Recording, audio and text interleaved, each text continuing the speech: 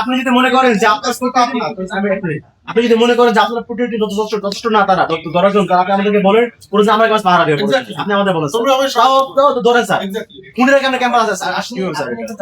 মাথা হচ্ছে আপনাকে স্কিল আপনাকে নাম লিখে দিতে হবে।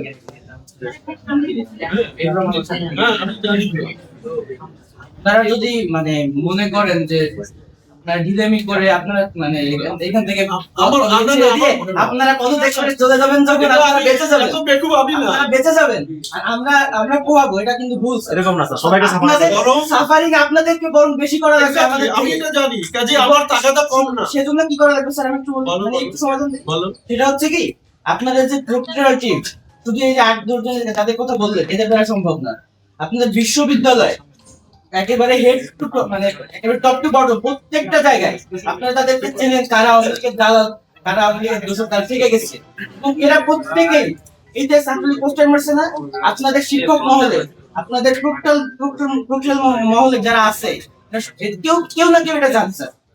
তাদের এরা একেবারে নিজেরা উড়ে এসে মানে পোস্টারটা মেরে যায়নি, তারা তথ্য নিছে, তারা সিকিউরিটি নিছে এবং তারপরে এসে পোস্টার গুলো মারছে। সুতরাং এদেরকে আইডেন্টিফাই করা লাগবে স্যার, আপনাদের ভিতরে যারা আছে এদের আইডেন্টিফাই করতে হবে, যারা এই যে প্রোগ্রাম এদের আইডেন্টিফাই করতে হবে, ক্যাম্পাসে যেগুলো ফ্যাসিবাদের যে একটা দোষ ছিল এদেরকে আমরা ক্যাম্পাস ছাড়া করতে পারি না। ফার্স্ট অফ অল এটা আমাদের সবচেয়ে বড় ব্যর্থতা। তো যার কারণে এইরা সাহস পাচ্ছে এবং একই সাথে এরা ইনফরমেশন গুলো পাচ্ছে এবং ভিতর থেকে কেউ না কেউ অবশ্যই তাদেরকে সহযোগিতা করছে। ফেসিবাদের বিল্ডিংদের আশকারায় মূলত এই কাজগুলো হচ্ছে, এটা একদম দিনের আলোর মধ্যে স্পষ্ট। তারা আপনি আমাদের রাষ্ট্রের সাথে সবসময়ই একটা অলরেডি কোনো ব্যবস্থা আমরা দেখি আছে, ঠিক আছে স্যার। শুনেন স্যার, আপনার আমি বলি, আমরা স্যার অনেকবার আপনাদের কাছে সহ্য করছি, এরা অনেক কথা বলে আসছে ক্যাম্পাসে, তারা তাদের কাজ করে চলে গেছে, আপনারা ধরতে পারেন না।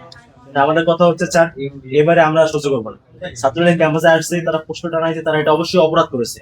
আপনাকে আমরা তার 24 ঘন্টা সময় দিলাম, আপনি 24 ঘন্টার মধ্যে সিসিটিভি ফুটেজ চেক করে কারা কারা জড়িত এদেরকে অবশ্যই আইনে তুলে দেবেন স্যার। এটা আপনার করতে হবে।